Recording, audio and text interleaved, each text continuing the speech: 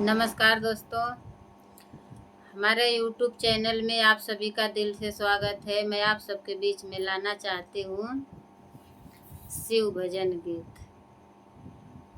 हमारा शिव भजन गीत पसंद आए तो लाइक, सपोर्ट, शेयर ज़रूर करिए। आप लोग कमेंट बॉक्स में ज़रूर बताइए ये हमारी शिव भजन गीत कैसन लगा। पिया काशी चलाया बकी सवनवा में, भोले के भवनवा में ना।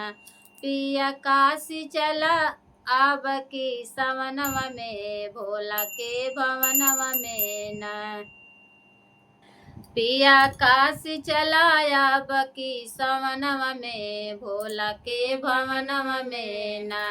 काशी नगरिया ति पावन हरब पूरा सावन, काशी नगरिया ति पावन हरब पूरा सावन। बाबा भरी दई है झोली बारदनवा से, आब की सवनवा में ना।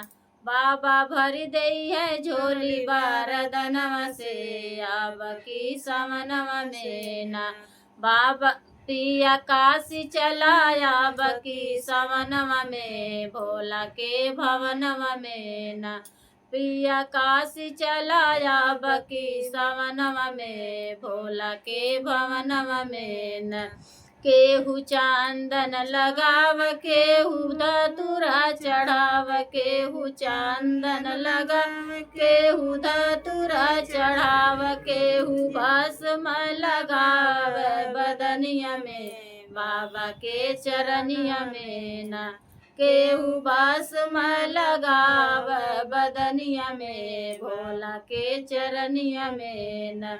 पिया काशी चलाया बकी सवनवा में, भोला के भवनवा में ना। पिया काशी चलाया बकी सवनवा में, भोला के चरणवा में ना। बाबा द्वारे खूब भीड़ चढ़े भांगिया धतूर, बाबा द्वारे खूब भीड़ चढ़े भांगिया धतूर। केहू जलवा चढ़ाव चरनिया में, बाबा के भवनवा में ना। केहू जलवा चढ़ावेला चरणवा में, बाबा के भवनवा में ना। पिया काशी चलाया बकी सवनवा में, बाबा के भवनवा में ना।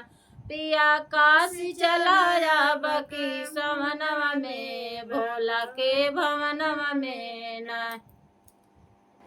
केहू आरती उतार, केहू घंटा बजाव, केहू आरती उतार, केहू घंटा बजाव, केहू भांगिया पियावला कटोरवा से, भोले के भवनवा में ना। केहू भांगिया पियावला कटोरवा से, बाबा के चरनिया में ना। पिया काशी चलाया बकी सवनवा में, भोला के भवनवा में ना। मेघ जाल बरसाव, कृष्ण मुरली बजाव, मेघ जाल बरसाव, कृष्ण मुरली बजाव। भक्त लीन है भोला के भजनिया में, आब की सवनवा में ना। भक्त लीन है भोला के भजनिया में, बाबा के चरनिया में ना। पिया काशी चलाया बकी सवनवा में, भोला के भवनवा में ना। पिया काशी चलाया बकी सवनवा में, भोला के भवनवा में ना।